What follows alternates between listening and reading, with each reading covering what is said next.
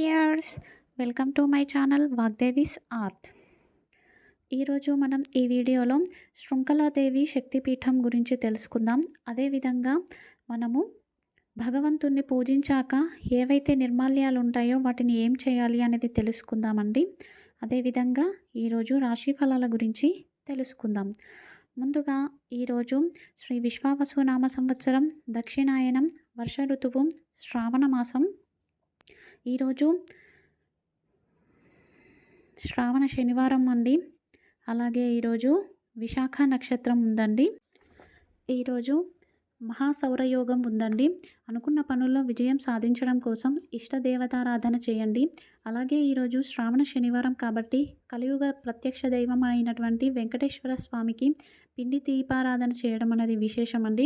అలాగే ఈరోజు నక్షత్రం విశాఖ నక్షత్రం కాబట్టి వల్లి దేవసేన సమేత సుబ్రహ్మణ్య స్వామిని పూజించి ఆరాధించండి. ఇక శృంఖలాదేవి శక్తిపీఠం గురించి తెలుసుకుందామండి. శృంఖలాదేవి శక్తిపీఠం 3వ శక్తిపీఠం అండి. ఇది వంగదేశంలో ఉంది అని శృంఖల అనే నామంతో అమ్మవారు అక్కడ వెలిసారని ప్రతీతి అండి. అమ్మవారిని బంధనాశిని అంటారండి. అంటే బంధాలన్నీ తొలగింపజేస్తుందని ప్రతీతి అండి. ఈ 12 రాశుల వారు కూడా శృంఖలాయై నమః శ్రీ శృంఖలాయై నమః అని జపించడం వలన ఆటంకాలు అనేవి తొలగిపోతాయి అండి. ఇదే వెస్ట్ బెంగాల్లో శృంఖలా పీఠానికి బదులుగా సిద్ధపీఠం ఉంది అండి. ఆ సిద్ధపీఠమే తారాపీఠం అండి. ఇక్కడ అమ్మవారి త్రినేత్రం పడింది అని చెప్పేసి ప్రతీతి అండి. ఈ తారాపీఠం అనేది వామాచార క్షేత్రం అండి. 12 రాశుల్లో ఎవరైనా కూడా సంవత్సరానికి ఒకసారి ఈ తారాపీఠాన్ని దర్శించుకోవడం వలన మనకు ఉండే కష్టాలన్నీ తొలగిపోతాయి అండి. 12 రాశులనే కాదండి, మాకు ఏ రాశో తెలీదు, అసలు ఏమీ తెలీదు అనుకున్న వారు కూడా ఈ తారాపీఠాన్ని దర్శించవచ్చండి. ఇలా సంవత్సరానికి ఒకసారి వెళ్ళడం కుదరదు అనుకున్న వాళ్ళు తారా అమ్మవారి ఫోటోను ఏర్పాటు చేసుకొని ఓం తారాయై నమః ఓం తారాయై నమః అని 108 సార్లు జపించడం వలన కష్టాలన్నీ తీరిపోతాయండి. అందరూ పాటించండి. ఇక నేటి రాశి ఫలాలండి. ముందుగా మేషరాశి అండి. మేషరాశి స్త్రీ పురుషులకు ఈరోజు కాలం అనుకూలంగా ఉంది అండి. క్రయ విక్రయాలపై దృష్టి సారిస్తే విజయం చేకూరుతుంది అండి. బంధుమిత్రులతో సంతోషంగా ఉంటారు. ఆధ్యాత్మిక చింతన పెరుగుతుంది. ఈరోజు మీరు ధరించకూడని రంగు నీలం రంగు. పాటించవలసిన పరిహారం వెంకటేశ్వర కరావలంబ స్తోత్రాన్ని పారాయణ చేయడం. తదుపరి వృషభ రాశి. వృషభ రాశి వారికి ఆర్థిక లబ్ధి చేకూరుతుంది అండి. ప్రేమలు ఫలించి ఆ ప్రేమలు పెద్దవారి అంగీకారాన్ని నోచుకుంటాయండి. 1-4 సార్లు ఆలోచన చేసి నిర్ణయాలు తీసుకుంటారండి. వాహన యోగం ఉంది. అలాగే ఈరోజు ఇష్టమైన ఆహారాన్ని సేవిస్తారండి. ఈరోజు మీరు ధరించకూడని రంగు ఎరుపు రంగు. పాటించవలసిన పరిహారం విష్ణు సహస్రనామాన్ని పారాయణ చేయడం. తదుపరి మిథున రాశి అండి. మిథున రాశి వారికి మాట పట్టింపులు ఎక్కువగా ఉంటాయండి. ముందు నొయ్యి వెనుక గొయ్యి అన్నట్లుగా ఉంటారు. వృత్తి వ్యాపారాల్లో జాగ్రత్తలు అవసరమండి. బాధ్యతలు చాలా చికాకుగా అనిపిస్తాయి. ఈరోజు మీరు ధరించకూడని రంగు వంకాయ రంగు. పాటించవలసిన పరిహారం వెంకటేశ్వర వజ్రకవచాన్ని పారాయణ చేయడం. తదుపరి కర్కాటక రాశి అండి. కర్కాటక రాశి వారు పనులు వాయిదా వేస్తారు. బద్ధకం పెరుగుతుంది. భార్యాభర్తల మధ్యన సఖ్యత లోపిస్తుంది. ప్రయాణాల్లో ఇబ్బందులు ఉంటాయి. తేలికపాటి ఆహారాన్ని తీసుకోవడం మంచిదండి. ఈరోజు మీరు ధరించకూడని రంగు ముదురు ఆకుపచ్చ రంగు. పాటించవలసిన పరిహారం శివకవచ స్తోత్రాన్ని పారాయణ చేయడం. తదుపరి సింహరాశి అండి. సింహరాశి వారికి ఈ రోజంతా అనుకూలంగా ఉంది. హడావిడిగా ఉంటారు అండి. ప్రతిఫలం కూడా లభిస్తుంది అండి.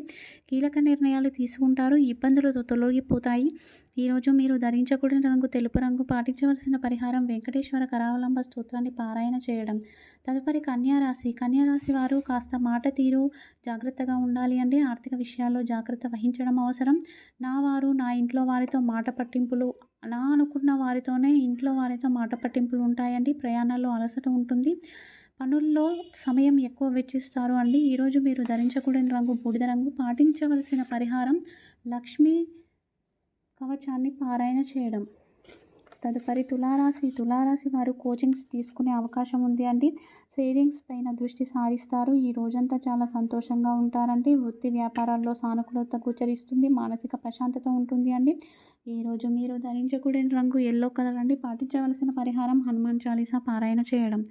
తదుపరి వృశ్చిక రాశి అండి. వృశ్చిక రాశి వారికి ఆర్థిక విషయాల్లో జాగ్రత్తగా ఉండాలి. వృధా ఖర్చులు పెరుగుతాయి. శ్రమ అధికంగా ఉంటుంది. ఫలితం తక్కువగా ఉంటుంది. ఈ రోజంతా మీరు సహనంగా ఉండడం చాలా మంచిది. సీన పరిహారం శ్రీ శివాయ నమః అనే నామాన్ని జపించడం.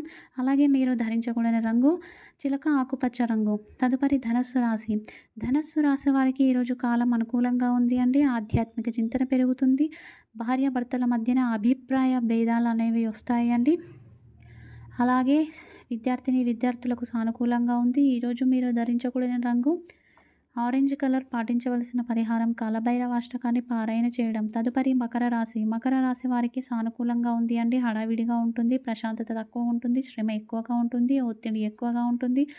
తగిన ఫలితాలు కూడా లభిస్తాయి అండి. ఈరోజు మీరు ధరించకూడని రంగు కాఫీ రంగు. పాటించవలసిన పరిహారం వెంకటేశ్వర కరావలంబ స్తోత్రాన్ని పారాయణ చేయడం. తదుపరి కుంభరాశి. కుంభరాశి వారికి ఈ రోజంతా సానుకూలంగా ఉంది అండి. పెద్దగా ఇబ్బందులు ఏమీ లేవు. కులాసాగా సాగుతుంది అండి. రోజంతా గౌరవ మర్యాదలు పెరుగుతాయి. అదేవిధంగా ఈరోజు మీరు ధరించకూడని రంగు గులాబీ రంగు. పాటించవలసిన పరిహారం హనుమాన్ చాలీసాను పారాయణ చేయడం. తదుపరి మీనరాశి. మీనరాశి వారికి అంచనాలు తారుమారు అయ్యే అవకాశం ఉంది అండి. ఆర్థిక విషయాల్లో జాగ్రత్త అండి. ఆరోగ్య విషయాల్లో కూడా జాగ్రత్త ఉండి ఈరోజు మీరు రిస్క్ అనే పదానికి దూరంగా ఉంటే మంచిది. మీరు ధరించకూడని రంగు నలుపు రంగు. పాటించవలసిన పరిహారం నవగ్రహ స్తోత్రాన్ని పారాయణ చేయడం. మనం ప్రతినిత్యం కూడా భగవంతుణ్ణి పూజిస్తూ ఉంటామండి పూలతోటి. ఆ నిర్మాల్యాన్ని ఏం చేయాలి అని చెప్పేసి మనకు తెలియదండి. సో మనం ఏం చేయాలి అంటే ఆ నిర్మాల్యాన్ని ఎవరు తొక్కని చోట పడేయాలి అండి. దీనికి ఒక కథ చెప్తామండి. గంధర్వ లోకంలో ఒక గంధర్వుడు ఉండేవాడండి. పుష్పదంతుడు అతని పేరు. అతను గొప్ప శివభక్తుడు. ఒకరోజు అతను రాజుగారి తోటకు వస్తాడండి. అక్కడ ఉన్న పూలను చూసి చాలా బాగున్నాయి అని చెప్పేసి రోజు కోసుకొని పూజ చేయడానికి తీసుకెళ్తాడండి. రాజుగారికి అనుమానం వచ్చి పూలన్నీ ఎటు వెళ్తున్నాయని తోటమాలిని అడిగితే, ఆకాశం నుంచి ఒక వ్యక్తి వస్తున్నాడు స్వామి, పట్టుకొని వెళ్తున్నాడు, నేను పట్టుకుందామని అనుకునేసరికి అతను మాయమైపోతున్నాడు అని చెప్పగానే ఆ రాజు ఆ తోటమాలికి మరుసటి రోజు ఏవైతే అతను పూజ చేసిన నిర్మాల్యాలు ఉంటాయో అవన్నీ తోటంతా చల్లమంటాడు. సరే అని చెప్పేసి అతను చల్లుతాడు. ఈ గంధర్వుడు నెక్స్ట్ డే రాగానే ఆ శివభక్తి నిర్మాల్యాన్ని చూడకుండా ఏం చేస్తాడు అంటే తొక్కేస్తాడనమాట. అలా ఆ నిర్మాల్యాన్ని తొక్కగానే గంధర్వత్వం పోయి మానవుడిగా ఉండిపోతాడనమాట. సో మనకి నిర్మాల్యమే ఐశ్వర్యం అండి. భగవంతుడి నిర్మాల్యం ఏదైతే ఉంటుందో దాన్ని కళ్ళకద్దుకొని మన దగ్గర పెట్టుకోవాలి అండి. ఇక ఆ గంధర్వుడు మళ్ళీ శివమహిమ్న స్తోత్రాన్ని చేసి మళ్ళీ గంధర్వత్వాన్ని పొందుతాడండి. ఈ స్తోత్రాన్ని ప్రతిరోజు పారాయణ చేస్తే శివుడు ప్రత్యక్షంగా మన ఇంట్లో కొలువుంటాడని నమ్మకం అండి. దీనికి సంబంధించిందే ఇంకొక కథ చెప్తానండి. దేవి భాగవతంలో దుర్వాస మహర్షి దక్ష ప్రజాపతికి అమ్మవారి పుష్పమాలను ఇస్తాడండి.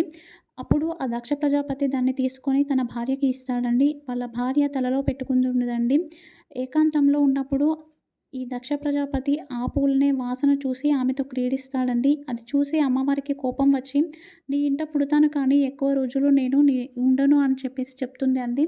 ఆ శాపం కారణంగానే అమ్మవారు ఎక్కువ రోజులు దక్ష ప్రజాపతికి కూతురిగా ఉండలేకపోయింది అని చెప్పేసి లోకోక్తి అండి. సో మనం అందుకనే భగవంతుని నిర్మాల్యాన్ని పట్ల ఎంతో జాగ్రత్త వహించాలండి. ఆ నిర్మాల్యమే ఐశ్వర్యం. మనకు పూజారులు ఆ నిర్మాల్యాన్ని ఇచ్చినప్పుడు చేతికి తీసుకొని కళ్ళకు అద్దుకొని మన వెంట ఉంచుకుంటే భగవంతుని ఆశీస్సులు మనకు లభిస్తాయని అర్థం అండి. ఆ తర్వాత వాటిని ఎవరు తొక్కకుండా నీటిలో కానీ ఎవరు తొక్కని ప్రదేశంలో కానీ వేయాలి అండి.